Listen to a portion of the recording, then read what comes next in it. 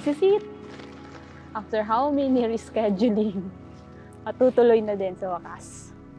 And thank you for everything na nandiyan palagi para sa kuya. And wish ko na sa ating bagong journey, new journey na tatahakin is maging maayos ang ating pagsasama. And marami tayong mga pangarap na matupad sa ating tatahaking landas. Yun lang, and thank you for everything. I love you, Yubu. Basta pag may kailangan ka, magsabi ka lang. Kung anong matutulong ko as your brother, kasi natin yung ano mo.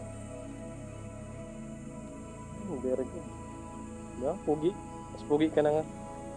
Pero ngayon lang. Bukas ako na naman ang pugi.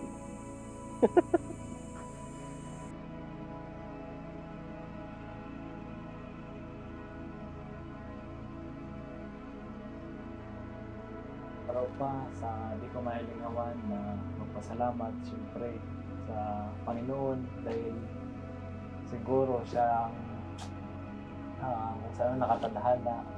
Siyempre ang may tao kaya siyempre ang Diyos ka. Kaya yun din ako kapasalamat dahil ikaw ang tinawas ako. Kung saan din akong hanapon na mahigos, mabuot at isip ko na kung na kitang akin at least isip ko na at isip ko din na nasa tamang tawa ko. Kaya continue. I love you.